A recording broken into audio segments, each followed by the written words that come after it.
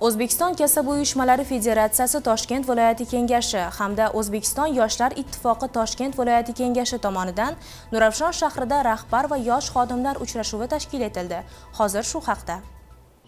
Mazkur tadbirning maqsadi korxona va tashkilotlardagi xodimlarning tashabbus va qiziqishlarini o'rganish, shuningdek yosh xodimlar va rahbariyat o'rtasida to'g'ridan-to'g'ri ochiq muloqot o'rnatishdir. Uchrashuvda O'zbekiston kasaba uyushmalari federatsiyasi Toshkent viloyati kengashi raisi, viloyatdagi tarmoq kasaba uyushmalari kengashlari raislari va mas'ullari, O'zbekiston yoshlar ittifoqi Toshkent viloyati kengashi hamda 100 nafarga yaqin yosh ishchi xodimlar ishtirok etdilar. O'zbekiston kasaba uyushmalari federatsiyasi tomonidan ham yoshlarga oid bir qancha ishlar amalga oshirib kelinmoqda. Bu borada barkamol avlodni vatanparvarlik ruhida tarbiyalash ustuvor ahamiyat kasb etadi.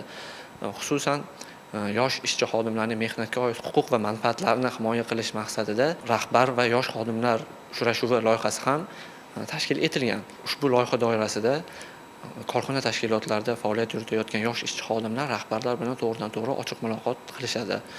Bugungi uchrashuvimizda ham rahbarlar o'zlarining mehnat faoliyatiga oid qolaversa hayotiy tajribalaridan kelib chiqqan holda yoshlarga o'rnak bo'ladigan, namuna bo'ladigan bir qator saboqlarni, maslahat va tavsiyalarni berib o'tishdi. Tadbir davomida yosh xodimlarga kasaba uyushmalarining 120 yillik tarixi, erishilgan yutuqlari, shuningdek yoshlar bilan ishlashga qaratilgan loyihalar haqida batafsil ma'lumot berildi. Uchrashuvda yoshlar o'zlarining mehnat huquqlari, kasbga o'rganish, bandlikni ta'minlash, tadbirkorlikka qiziqish va boshqa sohalardagi tashabbuslarini amalga oshirishga ko'maklashish uchun yaratilgan imkoniyatlar haqida fikr almashdilar.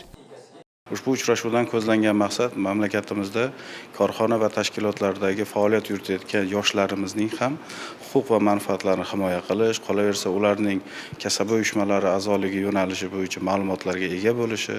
Bundan tashqari mana kasaba uyushmamizning 120 yillik tadbiri nishonlanish arafasida turibmiz.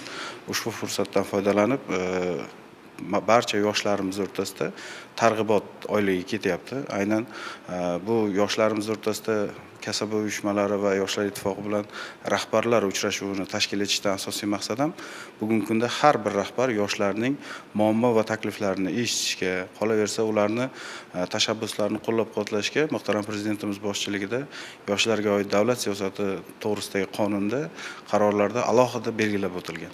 Tadbirda ochiq muloqot tashkil etilib, yoshlar rahbarlarga o'zlarini qiziqtirgan savollarini berdilar. Ularga mas'ullar tomonidan to'liq javob berildi. O'rganilgan takliflar ma'qullanib, alohida chora-tadbirlar belgilandi. Tadbir yakunida yoshlarni mehnat huquqlari va manfaatlarini himoya qilish borasidagi faoliyati uchun bir qator yoshlar tashakkurnoma va esdalik sovg'alari bilan taqdirlandilar. Bu kabi tadbirlar yoshlarni faol jamiyat a'zolariga aylantirishda muhim ahamiyat kasb etadi.